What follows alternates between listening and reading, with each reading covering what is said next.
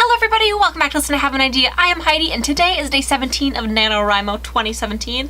I can't believe we are 17 days in. It's just crazy. Before we get into the video, I just wanted to say I'm planning on doing a question and answer video later on in the week, maybe next week. So if you guys wanted to leave some questions for me that you have down below, I would greatly appreciate that.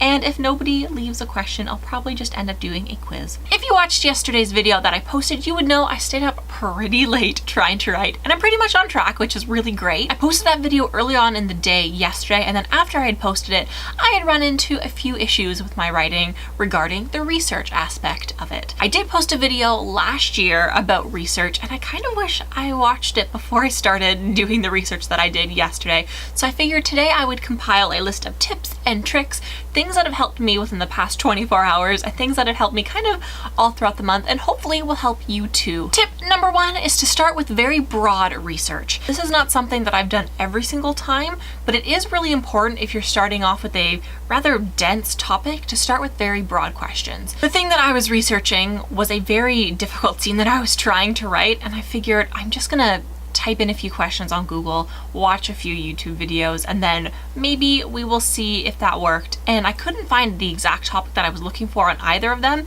so I kind of started researching similar and related things, and it kind of gave me a little burst of inspiration, and it definitely did help my writing. Whether or not I'm going to keep that scene remains to be seen, but it did help me progress and get through that specific scene. Tip number two, which I just mentioned, Google and YouTube. They are the most precious websites. You could literally find anything on either of them, I guarantee you. The thing I was having difficulty researching yesterday was a scene where a hamburger explodes and it multiplies into like 1,000 different burgers, but I couldn't picture it in my head, so I went on YouTube, couldn't find a video of a hamburger exploding, but I ended up finding videos of like watermelons exploding, and it definitely helped me think about how I wanted to format the scene and how I wanted to look at it. Another thing that you can do is you can use Wikipedia. While not all the information on there is considered a reliable source, you can go down into the footnotes at the bottom and look at all of the links where they got their information from. Sometimes you'll find some really interesting websites related to your topic that'll give you more information than what you were initially looking for, and sometimes they are very helpful. Also, most of them are peer reviewed, so you can actually use them for university and college essays. Tip number three is if you can't find exactly what you're looking for, put it in quotation marks. This is something that I learned in university, and it had saved my butt so many times. It's also very useful if maybe you hear a song on the radio and you remember a few of the lyrics, but you have no idea what the song is. Put that in quotation marks, and what that forces the search engine to do is to search for those words sequentially in that order, and it'll bring up any result with those words in that order. Tip number four is to write your research down. Now, this is actually something that I don't do. Oh, I don't follow my own advice? Yes. Well, here is the thing. When I do research, I do it pretty much when I'm about to write the scene, or if I'm in the middle of the scene, I will keep open all of my tabs.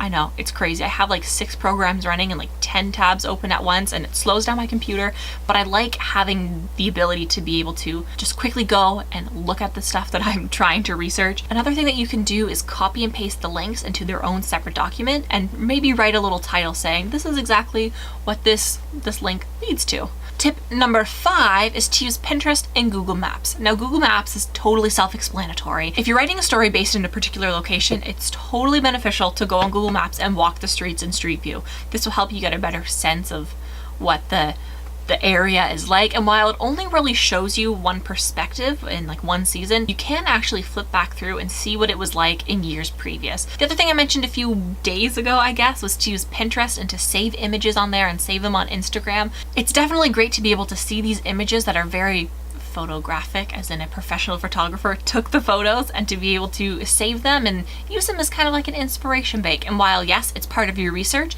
it also helps your creativity and your flow of writing. The last tip that I have for you today is to not waste your time doing your research.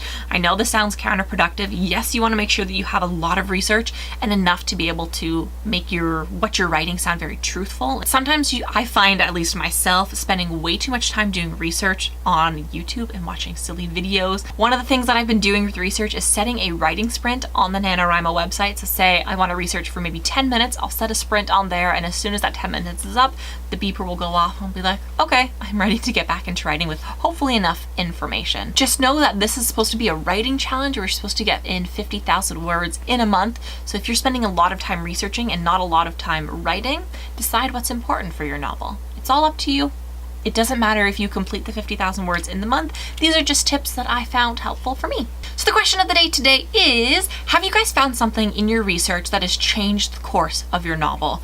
I know for myself, I haven't found one particular thing that has really changed the course of it, but I found a lot of stuff that has definitely inspired a lot of the different changes I've made along the way to the actual narrative. So that is it for my video today. Thank you guys so much for watching. I will see you tomorrow with day 18. Okay, until then, happy writing.